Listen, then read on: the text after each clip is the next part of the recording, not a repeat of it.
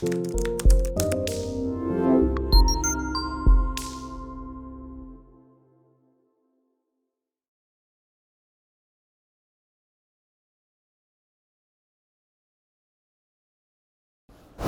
Evening, कैसे हैं आप लोग?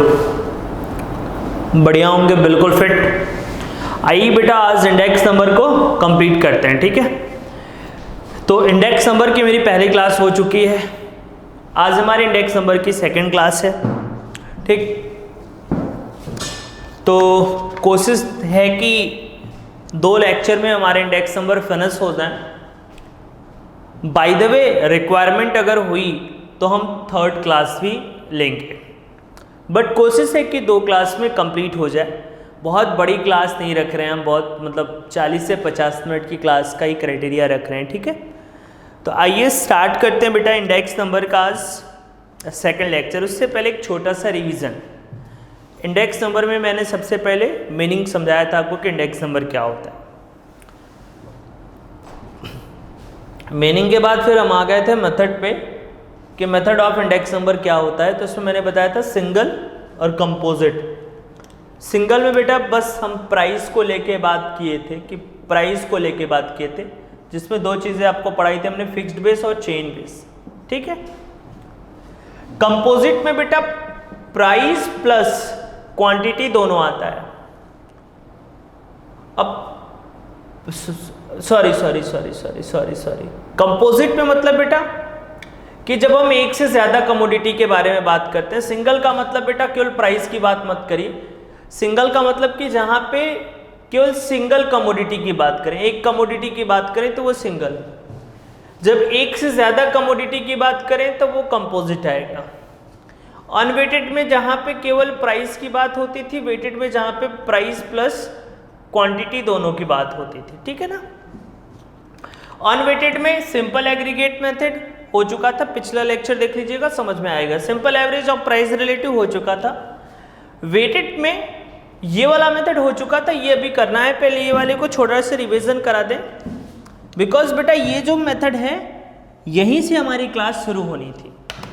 अगर आपने लास्ट लेक्चर किया हो तो आपको याद हो यहाँ पे फिशर इंडेक्स नंबर था, हाँ सर था। आपको याद है लस्पीरिये था, हाँ सर था। लस्पीरिये इंडेक्स नंबर सर था। अगर आपको याद हो तो पाश्चे था, सर था। अगर आपको याद हो तो यहाँ पे डोर्बिस एंड बाउले था सर। डोर्बिस एंड बाउले था सर। अगर आपको याद हो तो यहाँ पे मार्शल एंड एजवर्ड था सर, था। इतने मेथड आपने पढ़े थे। तो यहां से अब थोड़ा सुन लीजिए। थोड़ा सा भी अगर आप इधर उधर करेंगे तो मेन कॉन्सेप्ट आपका खत्म हो जाएगा। इतने मेथड आप कहां पे पढ़े थे? वेटेड एवरेज मेथड में। बेटा यहां पे weighted average of price relative में केवल एक चीज आता है, कंज्यूमर प्राइस इंडेक्स। सुनिएगा ध्यान से, इंडेक्स का फैमिली बजटिंग मेथड आता है। Family budgeting method. मैं आपको, अब सुनिए बहुत ध्यान से, कुछ करिए मत। आपने अगर इधर उधर किया तो कॉन्सेप्ट स्किप हो जाएगा। हम लोग वेटेड में थे और वेटेड एग्रीगेट मेथड इतने ऑथर पढ़ लिए थे। हमको आज पढ़ना है weighted average of price relative. तो weighted average of price relative में एक ही चीज है, वो है कंज्यूमर प्राइस इंडेक्स का फैमिली बजटिंग मेथड। होता क्या है मैं अभी कुछ देर बाद पढ़ाऊंगा आपको। बेटा कंज्यूमर प्राइस इंडेक्स, ठीक। कंज्यूमर प्राइस इंडेक्स नंबर के 2 मेथड होते हैं। एक मेथड होता है एग्रीगेट एक्सपेंडिचर मेथड, और एक होता है फैमिली बजटिंग मेथड। अब बेटा सुनिएगा, जो एग्रीगेट एक्सपेंडिचर मेथड होता है वो बेटा यहां पे आता है आपके। वेटेड एवरेज एग्रीगेट मेथड में, वेटेड एग्रीगेट मेथड में। और बेटा ये जो फैमिली बजटिंग मेथड होता है ना, वो कहाँ पे आता है? आपके weighted average of price relative. इस तरीके से आपका फॉर्मूला खत्म होता है। जब कंज्यूमर पढ़ेंगे तो आप weighted average of price relative भी पढ़ लेंगे। ठीक है, यहां तक बात समझ में? अब थोड़ा सा एक बात बताइए मुझे, आपके जहन में एक क्वेश्चन आना चाहिए। सुनिए, पहले बात को सुनिए। इंडेक्स नंबर बहुत इजीली लोग पढ़ लेते हैं। आपके जहन में एक क्वेश्चन आना चाहिए, आपके माइंड में एक क्वेश्चन आना चाहिए, क्वेरी आनी चाहिए कि हमारे पास फिशर हैं, लसपीरी हैं, पास्चे हैं, डोरबिस हैं, मार्शल हैं, इनमें से कौन सुटेबल है, कौन सा मेथड बेस्ट है? आपके दिमाग में क्वेश्चन नहीं आया? आना चाहिए था। आपके दिमाग में क्वेश्चन नहीं आना तो आना चाहिए कि ये जो पढ़े हैं इनमें बेस्ट कौन है, कौन सबसे बेस्ट है। तो इसके लिए हमारे यहाँ जो बनाया गया वो टेस्ट बनाया गया है। तो अब अगला जो टॉपिक पढ़ने जा रहे हैं मेथड के बाद, वो पढ़ने जा रहे हैं टेस्ट ऑफ इंडेक्स नंबर। और वो टेस्ट क्यों? कि इनमें से कौन सा मेथड बेहतर है, कौन सा मेथड क्या है? बेहतर है। तो आइए जरा शुरू करते हैं test of index number.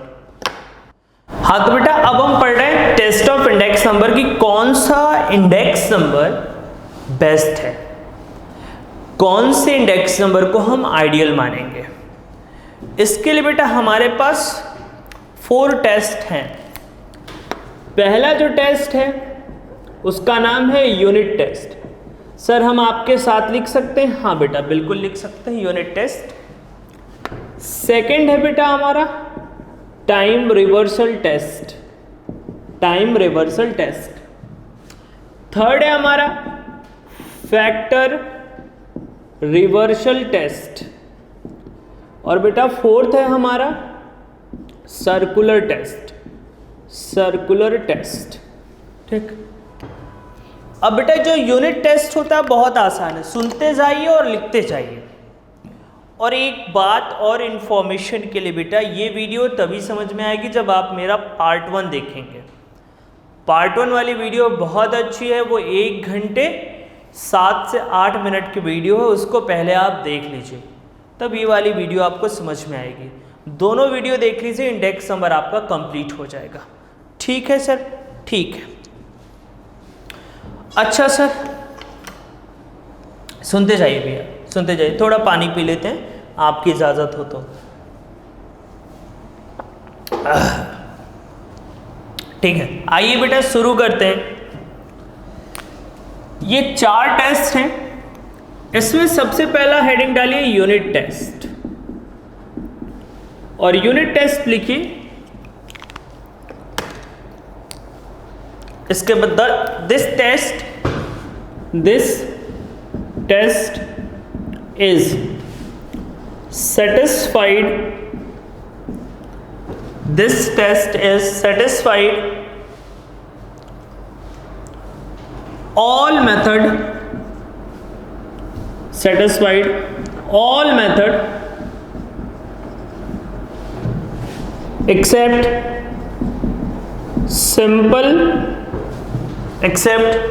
simple aggregate method। बेटा ये सिंपल एग्रीगेट मेथड को छोड़ के सभी मेथड पे अप्लाई होता है।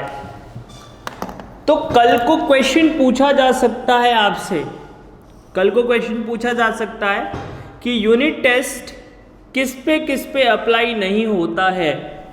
ऑप्शन दे देगा आपको टिक करने के लिए और बोलेगा बताइए यूनिट टेस्ट किस पे अप्लाई नहीं होता है। तो आपको याद रहे यूनिट टेस्ट केवल एक चीज़ पे अप्लाई नहीं होता, सिंपल एग्रीगेट मेथड पे। सिंपल एग्रीगेट चार्ट पे चले जाइए, वहां पे समझ में आ जाएगा। दूसरा था बेटा time reversal test, time reversal test. Time reversal test बेटा मतलब इनका कहने का मतलब था कि जो चीज यहां पे देखिए बेटा, यहां पे देखिए P01 into P10 is equal to 1। अगर आप अपने नज़रिए से देखें तो आप इसको 0 1 पढ़ेंगे, इसको 10 पढ़ेंगे ना, सुनिए। बट मेरे नज़रिए से अगर आप इसको देखते हैं, तो 0 1 का उल्टा 1 0। मतलब मैं आपको बता दूं, ये इसमें क्या होगा, बेस होगा, ये इसमें क्या होगा, करंट होगा। ये इसमें बेस होगा और ये इसमें क्या होगा, करंट होगा। तो ये थोड़ा उल्टा है, आपको ध्यान में रखना होगा, ठीक है ना। तो 0 1 का उल्टा 1 0 होता है। मतलब जो यहाँ पे लिखेंगे उसको यहाँ पे उल्टा कर देंगे। जैसे सपोज दैट बहुत ध्यान से सुनेगा, फिशर का फॉर्मूला क्या था,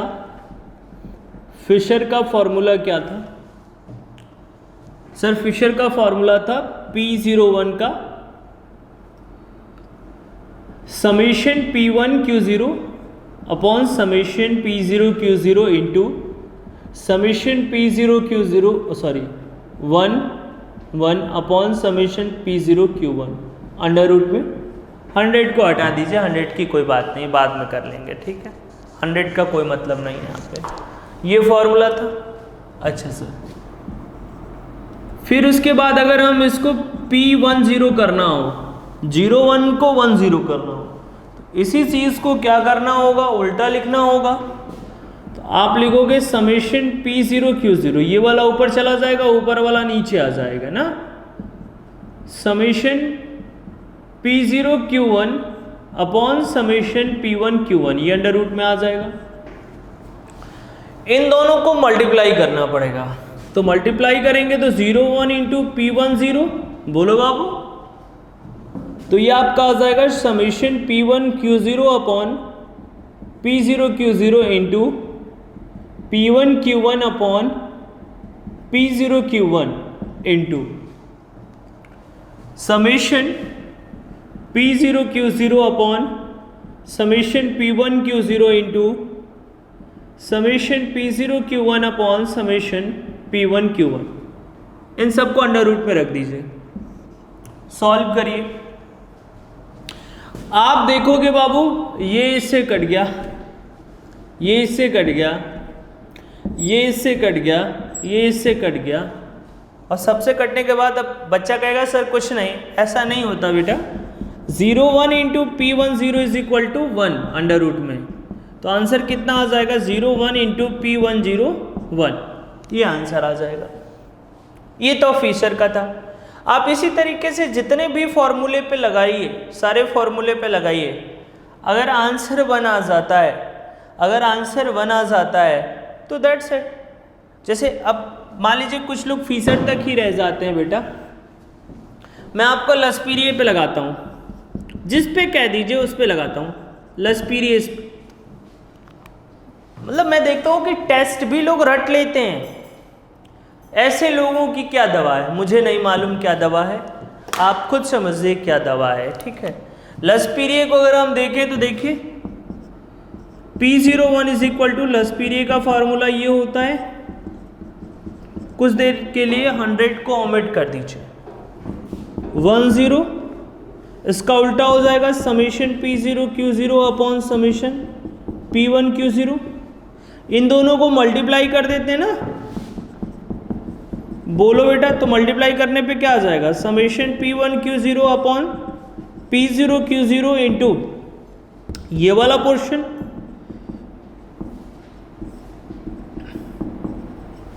कट गया, क्या आया आंसर 1।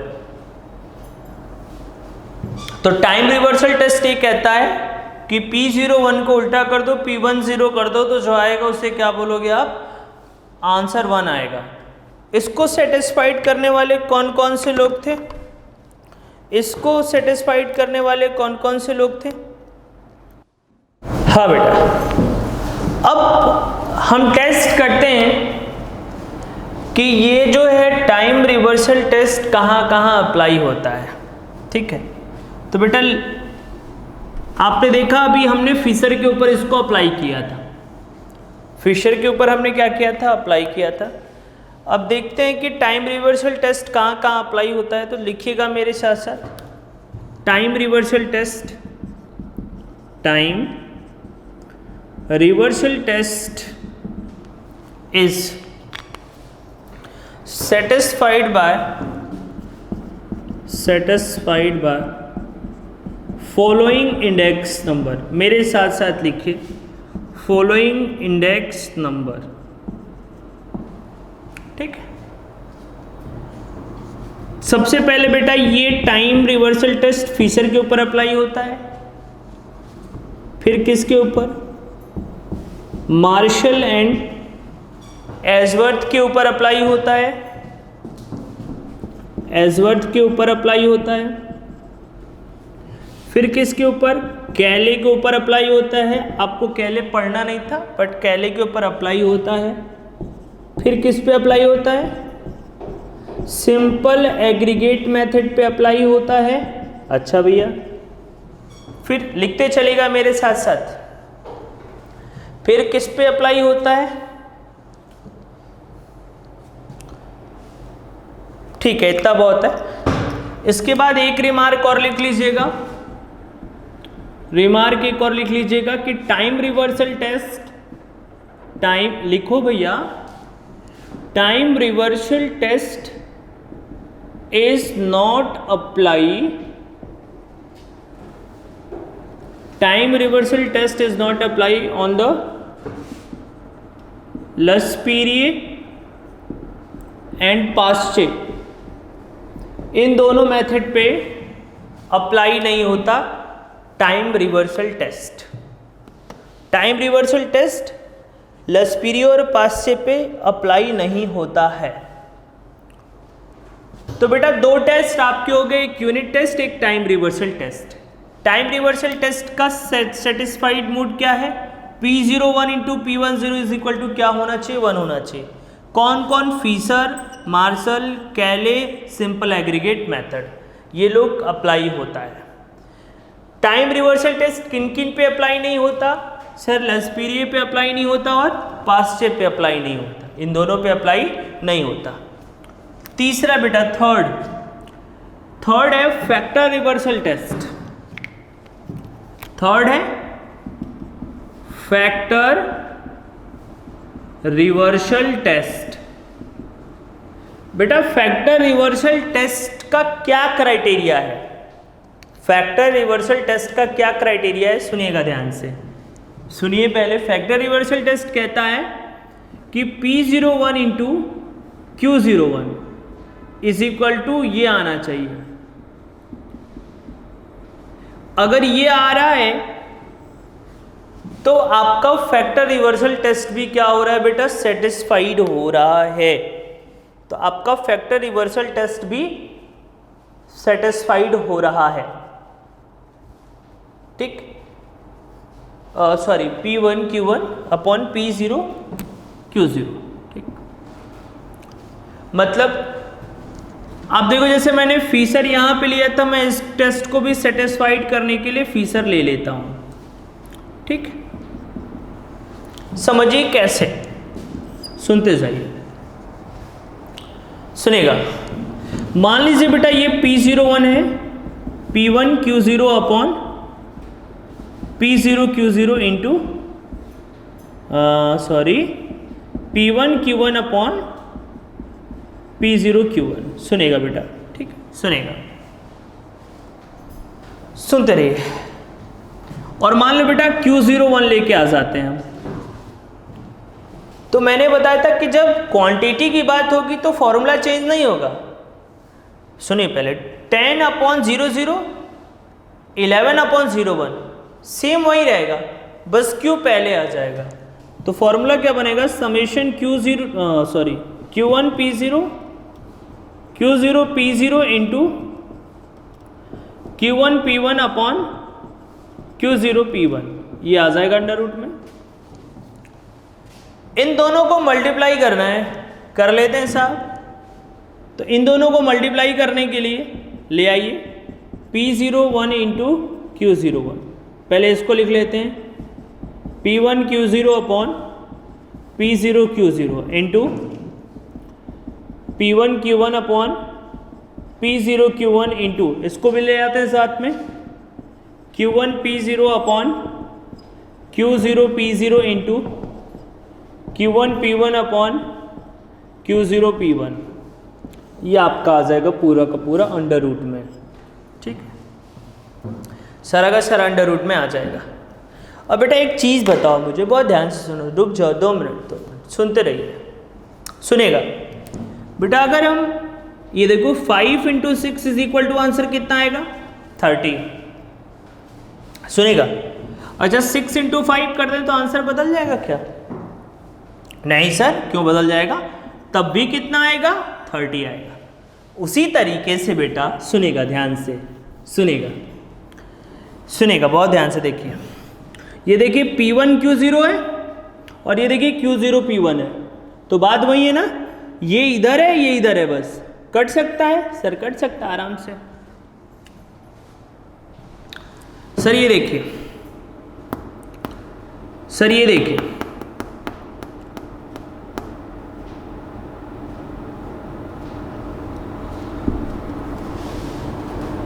यहां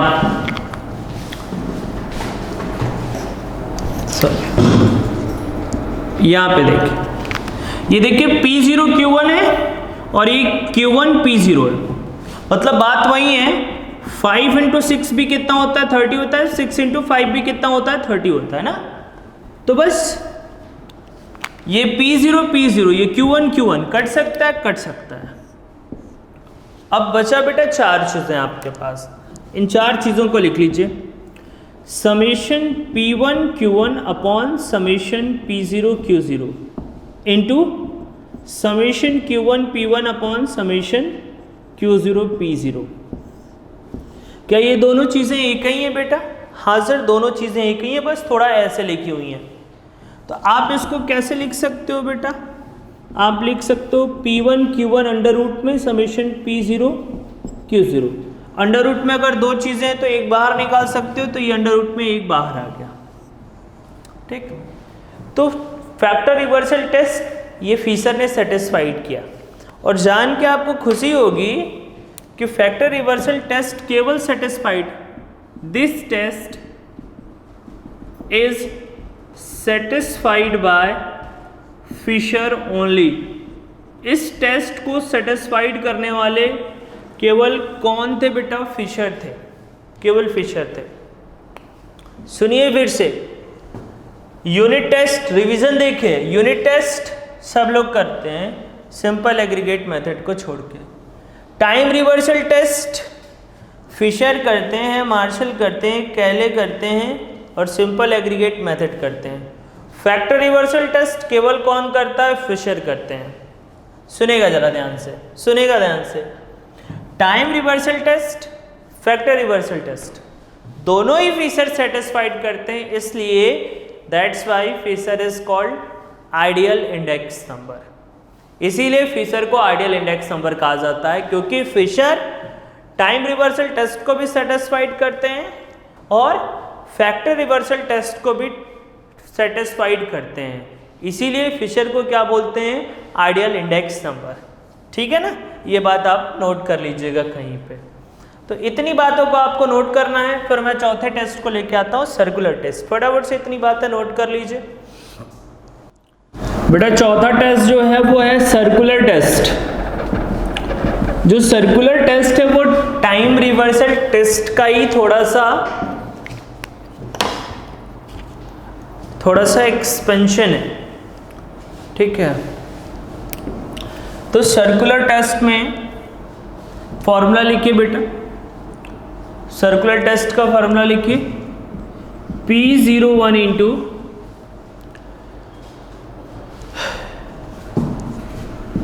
P12 into P20 is equal to 1 is equal to 1। मैं थोड़ा सा इसको समझाना चाहूँगा, प्लीज़ रुक जाइए, मत लिखिए, समझ लीजिए कि मैं कहना क्या चाहता हूँ। सर्कुलर टेस्ट बेटा, ये जो पहले ये बेस है तो ऐसे लिखेंगे P01, 1 का मतलब करंट, इनटू ये 1 बेस है 2 करंट है, तो तो P2 upon P1 into 0 current है और 2 बेस है, तो P0 upon P2 is equal to 1। लो यह मजाक में ख़त्म हो गया सब, तो आंसर कितना आएगा? 1 आएगा। तो इस तरीके से सर्कुलर टेस्ट को निकालते हैं। अब लिखिएगा दिस टेस्ट इज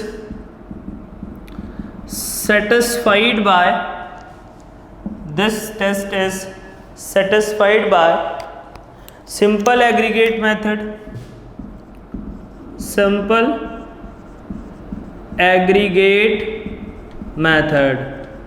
और बेटा जी कैले मेथड। तो ये दो मेथड को कौन सेटिस्फाइड करता है? Circular test. ये दो मेथड को कौन सेटिस्फाइड करता है? Circular test. तो बेटा 4 टाइप के टेस्ट होते हैं, unit, time, factor, circular. Unit सब होते हैं except simple aggregate method. Time में कौन कौन सेटिस्फाइड करता है बेटा? टाइम में सेटिस्फाइड करते हैं फिशर, मार्शल, कैले, ठीक है, और एक मेथड और सेटिस्फाइड कर रहा था, सिंपल एग्रीगेट मेथड। फैक्टर में केवल एक बंदा था, कौन? फिशर टाइम और फैक्टर दोनों में था, इसलिए फिशर को आइडियल इंडेक्स नंबर कहते हैं। सर्कुलर में केवल 2 लोग हैं, सिंपल एग्रीगेट मेथड और कैले मेथड। तो ये आपका खत्म हुआ बेटा, अगला मतलब टॉपिक खत्म हो गया, टेस्ट ऑफ इंडेक्स नंबर। ठीक है, आपका टेस्ट ऑफ इंडेक्स नंबर खत्म हो गया। फटाफट से इसको नोट कर लीजिए। हमारा जो अगला मेथड है बेटा उसका नाम है बेस शिफ्टिंग। बेस शिफ्टिंग कैसे होता है? बेस शिफ्टिंग का मतलब क्या होता है पहले ये समझिए। बेस शिफ्टिंग का मतलब है बेटा कि जैसे कि मान लीजिए हम 2002 से लेके चल रहे हैं 3, 4, 5, 6, 7, आप देखते जाइए 8, 9, 10, 11, 12, ठीक। अब मान लो इसमें हमने 2002 से बेस निकाला था, 2002 को बना के बेस निकाला था। बेटा जब ईयर बढ़ने लगते हैं ना, अब आप बताओ 2012 की वैल्यू को 2002 के बेसिस पे निकालना सही है क्या? बिल्कुल नहीं सही है। मतलब कि 2012 का जो एक्सपेक्टेशन है वो 2002 से कैसे फुलफिल होगा? तो हम क्या करते हैं, बीच में चेंज कर देते हैं, 2012 का 2008 और 9 कर देंगे, या 2008 कर लेंगे या 2009 कर लेंगे। तो जब हम इंडेक्स निकालते हैं और इंडेक्स हमारा बहुत पुराना हो जाता है बेस ईयर, तो उस बेस ईयर को हम शिफ्ट कर देते हैं जिससे कि हमारा डेटा क्या हो पाए? सही हो पाए। इसीलिए पहले हमारे इंडियन इकॉनमी का जो बेस ईयर था वो था 2004 और 5, लेकिन एट द प्रेजेंट टाइम हमारे इंडियन इकॉनमी का जो बेस ईयर है वो 2011 और 12 है। तो इसलिए बेस चेंज करते हैं, जिससे कि बेस बहुत पुराना हो जाएगा तो डेटा बहुत रॉन्ग आएगा। तो इसी को कहते हैं बेस शिफ्टिंग। ठीक है, तो बेस शिफ्टिंग का एक फॉर्मूला लिखिए, बेस शिफ्टिंग का एक छोटा सा क्वेश्चन लीजिए, खत्म करिए बेस शिफ्टिंग को। ठीक है सर, ठीक है। तो लिखिए बेस शिफ्टिंग के बारे में बेटा कि बेस शिफ्टिंग क्या होता है, लिखिए जरा फटाफट से।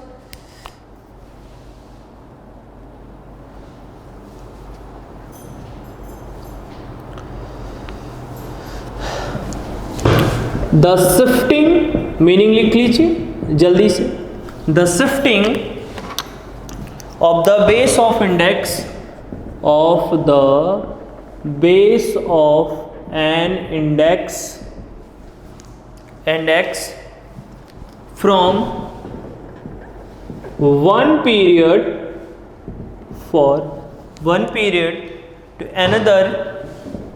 to another is known as base shifting,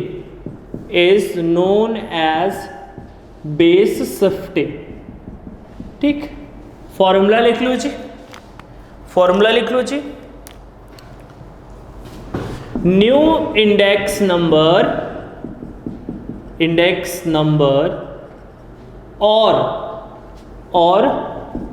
revised index number, दोनों बोल सकते हैं बेटा, न्यू भी बोल सकते हैं और रिवाइज भी बोल सकते हैं। न्यू इंडेक्स नंबर और रिवाइज्ड इंडेक्स नंबर कैसे निकालेंगे बेटा? कैसे निकालेंगे? Old index number of current year upon old index number of base year into 100। जो ओल्ड इंडेक्स नंबर है वो करेंट ईयर का ले लीजिए और old index number of the base year. आपने मेंशन किया होगा old index number, base shifting में वैल्यू नहीं लेते, बेस शिफ्टिंग में इंडेक्स नंबर लेते हैं। Old index number of current year divide by old index number of base year into क्या हो जाएगा बेटा? 100 हो जाएगा। ठीक, एक क्वेश्चन देख लीजिए जरा, एक क्वेश्चन ठीक, लिखिए मेरे साथ। The following are the index number, the following are the index number, following are the index number of wholesale prices या of prices of commodity based on 1996। एक तरफ ईयर और एक तरफ बेटा इंडेक्स नंबर, ईयर और इंडेक्स नंबर। 1996, 7, 8, 99, 2000, 2001 और 2, 100, 108, 120, 150, 210, 225 और 240। ये क्वेश्चन, अभी क्वेश्चन खत्म नहीं हुआ। कह रहा है calculate revised index number taking 99 as base year. कह रहा है, क्वेश्चन देखिए बेटा, बहुत ध्यान से देखिए, बहुत आसान सा टॉपिक है। कह रहा है कि the following are the index number of prices, जिसमें हमने इंडेक्स 1996 लिया था, बेस ईयर क्या लिया था? 1996। इस क्वेश्चन में जो हमने इंडेक्स नंबर निकाला है उसमें बेस किस में लिया है? 1996 को। लेकिन कह रहा नहीं, अब आपको रिवाइज्ड इंडेक्स नंबर निकालना है टेकिंग 1999 एज बेस ईयर। जो आपने 96 लिया था अब उसको कहां शिफ्ट कर दीजिए? 99 पे कर दीजिए। पहले आपका बेस ईयर क्या था? 96। अब आपका बेस ईयर क्या है? 99। इसी को कहते हैं बेस शिफ्टिंग। तो देखिए कैसे करेंगे, देखिए कैसे करेंगे। ये हुआ ईयर और ये हुआ इंडेक्स नंबर और ये हुआ रिवाइज्ड इंडेक्स नंबर। कैसे निकलेगा देखिए जरा। ईयर आपका 1996, इंडेक्स 100, 1997, 8, 9, 2000, 1 और 2, 108, 120, 150, 210, 225 और 240। ये हो गया बेटा। ठीक, अब बेटा देखो करंट ईयर का बेस कितना है? 100। भाई वैसे भी हमारा निकालने का तरीका क्या होता है? P1 upon P0। ठीक, तो P1 कितना होगा? 100। P0 का मतलब बेस, बेस किसको बोला है? 99 को। 99 को बेस मतलब 150 इंटू 100। बात वही है, कहने का तरीका बदल गया। Old index number of current year upon old index number of base year. तो करेंट ईयर 100 और बेस ईयर क्या हो गया 150।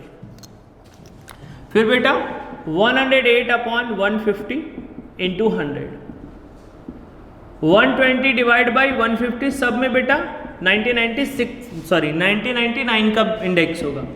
150 into 100, 210 divide by 150 into 100, 225 divide by 150 into 100 और 240 डिवाइड बाई 150 इंटू 100। इसको कहते हैं बेटा बेस शिफ्टिंग। और मुझे लगता है कि आप इसका आंसर खुद ब खुद निकाल लेंगे, मुझे निकालने की ज़रूरत नहीं है, ठीक है ना।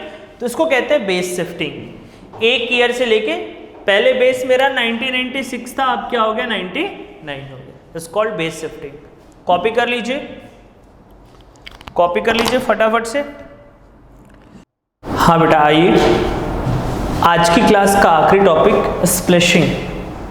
स्प्लैशिंग क्या होता है बेटा, ये आखिरी टॉपिक है क्योंकि फिर से वीडियो बड़ा हो जाएगा, तो एक वीडियो और करीब 15-20 मिनट का लेक्चर और बचेगा, तो मैं थर्ड वीडियो बना दूंगा, ठीक है। एक दिन में बहुत ज़्यादा पढ़ने की ज़रूरत नहीं है, उसमें कुछ ऑब्जेक्टिव क्वेश्चन भी करा देंगे, तो वो वीडियो भी मेरी 30 से 40 मिनट की हो जाएगी, ठीक है ना। तो स्प्लैशिंग क्या होता है बेटा, बहुत ध्यान से सुनना है, इंपॉर्टेंट टॉपिक है। जनरली इस टॉपिक में बच्चों को बहुत ढेर सारा कन्फ्यूज़न होता है, तो आप ध्यान से पढ़िए, आपको कोई कन्फ्यूज़न नहीं होगा। Splashing like base shifting. Base shifting, इसमें भी बेस शिफ्ट होता है। जैसे देखिए, मैं एग्जाम्पल के थ्रू अगर हम कोई चीज़ समझाएंगे तो आपको एग्जैक्टली समझ में आएगा। जैसे देखिए, ये ईयर है, एक सीरीज़ हम लेके चले इस तरीके से, और एक सीरीज़ बी लाए जिसमें हमने 2001 को बेस माना, और सीरीज़ ए में 99 को बेस माना था।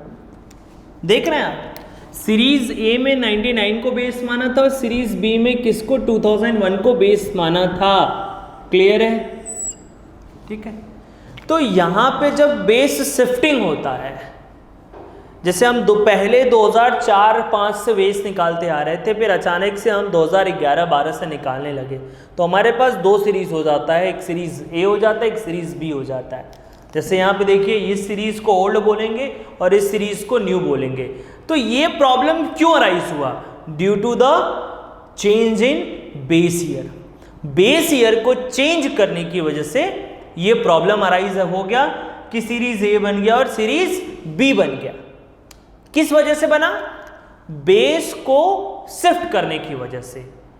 स्प्लैशिंग क्या करता है? सीरीज ए और सीरीज बी को ऐड करता है, एक साथ जोड़ता है, तो उसको बोलते हैं स्प्लैशिंग। स्प्लैशिंग का मतलब किसी चीज को जोड़ना, दो चीजों को जोड़ना, दो सिरों को जोड़ना। जैसे ये एक पार्ट ए हो गया, एक पार्ट बी हो गया, इन दोनों को उठा के जोड़ दें तो उसको कहते हैं स्प्लैशिंग। तो बेस शिफ्टिंग के बेस शिफ्टिंग की वजह से हमारा डेटा दो सीरीज में डिवाइड हो जाता है, सीरीज ए, सीरीज बी। फिर उसको एक साथ जोड़ने के प्रोसेस को क्या कहते हैं? स्प्लैशिंग। स्प्लैशिंग में दो बातें होती हैं, एक फॉरवर्ड और एक बैकवर्ड। फॉरवर्ड का मतलब आगे जाना और बैकवर्ड का मतलब पीछे जाना। सुनिएगा, सीरीज ए को आगे ले जाएं तो फॉरवर्ड होगा, सीरीज बी को पीछे ले जाएं तो बैकवर्ड होगा। ठीक, तो आइए निकालते हैं फॉरवर्ड स्प्लैशिंग और बैकवर्ड स्प्लैशिंग। दो टाइप के होते हैं। ज़्यादातर बच्चों को तो ये कभी क्लियर ही नहीं होता कि कब फॉरवर्ड निकलेगा, कब बैकवर्ड निकलेगा। सुनो, फॉरवर्ड सीरीज ए, अगर हमें फॉरवर्ड निकालना है, मतलब फॉरवर्ड का मतलब 1, 2, 3 तो दिया ही है। अगर हमें इस ईयर का निकालना है तो किसके बेसिस पे निकालेंगे? बी के बेसिस पे निकालेंगे। तो जब बी के बेसिस पे ए निकालोगे तो वो होगा फॉरवर्ड, और जब ए के बेसिस पे बी निकालोगे तो क्या होगा? बैकवर्ड। एक बार फिर से मैं समझा दूं, फॉरवर्ड और बैकवर्ड का लोचा क्या होता है। फॉरवर्ड का मतलब है आगे जाना, फ्यूचर, आगे बढ़ना हो फॉरवर्ड। अगर हम ए सीरीज को 2001 है, 2002 भी निकाल लें, 3 निकाल लें, 4 निकाल लें तो क्या हो जाएगा फॉरवर्ड। बैकवर्ड का मतलब ये 2001 है, हम 2000 का निकाल लें, 1999 का निकाल लें तो क्या हो जाएगा बैकवर्ड हो जाएगा। मतलब अगर हम आगे बढ़ें तो फॉरवर्ड ना, बात समझ में आती है, और अगर हम पीछे चले जाएं तो बैकवर्ड। ठीक, तो बैकवर्ड। अब पहले हम फॉरवर्ड निकाल के दिखाते हैं आपको। ये दो फॉर्मूले लिखे हुए हैं, फॉरवर्ड स्प्लेसिंग का और बैकवर्ड स्प्लेसिंग का, दो फॉर्मूले हैं। मैं पहले आपको फॉरवर्ड कराता हूं। फॉरवर्ड बेटा यहां देखो, कुछ मत करो, ए टू बी कैसे निकालेंगे देखो। पहले करना क्या है, फॉरवर्ड में आप 100 लिख दो, 120 लिख दो, 150 लिख दो। जो फॉरवर्ड निकलेगा वो 1, 2 और 3 का निकलेगा केवल। और कैसे निकलेगा बहुत ध्यान से देखना। ओवरलैपिंग ऑफ ए, ओवरलैपिंग किसको ले लो, ए को, तो ए का ओवरलैपिंग हो जाएगा 150 divide by overlapping of B, B का ओवरलैपिंग कितना है 100। ठीक, सही है, इंटू बी ले लो, इंटू क्या ले लो, B series.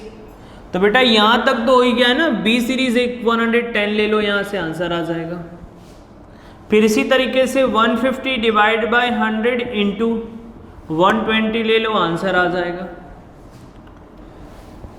150 divide by 100 into 150 ये ले लो तो आंसर आ जाएगा। बच्चे कह रहे हैं सर एक बार और समझा दो। मैंने कहा अच्छा सुनो जरा ध्यान से, फिर से सुनो। ये देखो, ये देखो, सबसे पहले आपको क्या निकालना, फॉरवर्ड। फॉरवर्ड का मतलब आगे बढ़ना। देखिए ये वाली सीरीज वैसे ही लिख लीजिए, 100, 120, 150। अब कितने निकालने रह गए, 1, 2 और 3। किसके बेसिस पे निकलेंगे, बी के बेसिस पे। तो बी का ओवरलैपिंग क्या मान लो, बेस ईयर। ठीक, तो overlapping of A divide by overlapping of B into series of B 110, answer यहां पे। फिर 150 divide by 100 into 120, answer. 150 divide by 100 into 150, answer. Answer आपका आ रहा है बेटा 150 डिवाइड बाय 100 इंटू 110, 165। इसको बोलते हैं बेटा फॉरवर्ड। 150 इंटू 100, नहीं 150 divide by 100 into 120, 180। 150 into 150 divide by 100, 225। इसको बोलते हैं बेटा फॉरवर्ड। ठीक बेटा, कुछ करिए मत आप, कुछ करिए मत, कुछ करिए मत। अब बेटा बैकवर्ड का देखो, बैकवर्ड का कैसे निकलेगा। बैकवर्ड में पहले बी की सारी सीरीज लिख लो, बी की सारी सीरीज लिख लो, 100, 110, 120, 150, ये हो गया। बैकवर्ड कैसे निकालोगे, सुनना बेटा, बैकवर्ड कैसे निकालोगे, इसी चीज को उल्टा कर दो। मतलब देखो ओवरलैपिंग ऑफ बी, बी का ओवरलैपिंग 100, बी का overlapping 100 divide by overlapping of A, A का overlapping into series of A, series of A. आप देखो कितने निकालने हैं, केवल 1 और 2 निकालने हैं। तो सीरीज ए 100, फिर 100 by 150 into series A 120, answer निकाल लो भैया। इसको कहते हैं बेटा बैकवर्ड। तो 100 इंटू 100 डिवाइड बाय 150, यार है 66.67। 100 इंटू 120 डिवाइड बाय 150, 80। ये हो गया आंसर आपका। इसको बोलते हैं बैकवर्ड। तो करना क्या है, सिंपल सी बात है, फॉरवर्ड में बेस किसको बनाना है, बी को, और किसके बेसिस पे निकालना है, बी के बेसिस पे। बैकवर्ड में बेस किसको बनाना है, ए, और किसके बेसिस पे निकालना है, ए के बेसिस पे निकालना है। इसी को कहते हैं बेटा forward and backward splicing. I hope आपको क्लियर हो गया होगा। आप ये फॉर्मूला भी लिख लेंगे तो भी आपको समझ में आ जाएगा। लेकिन याद रखेंगे सीरीज ए में ए की वैल्यू पहले जाएगी पूरी की पूरी, बी में पहले बी की वैल्यू सारी की सारी जाएगी, तब जाके आप इसको कैलकुलेट करोगे। तो मुझे लगता है दोस्तों मित्रों आज के लिए बहुत है इतना, ठीक। और एक वीडियो मुझे और बनानी पड़ेगी, सो सॉरी, मैंने बोला था 2 वीडियो में कंप्लीट हो जाएगा, बट एक वीडियो और बनानी पड़ेगी। जहाँ क्वालिटी की बात होती है ना, तो वहाँ पे थोड़ा सा एक्सटेंड करना पड़ता है, सॉरी फॉर दैट। तो एक वीडियो मेरा और जाएगा इंडेक्स नंबर पे 3rd, तब जाके पूरी तरीके से इंडेक्स नंबर ख़त्म हो जाएगा। तो आज के लिए बस इतना ही। Thank you so much.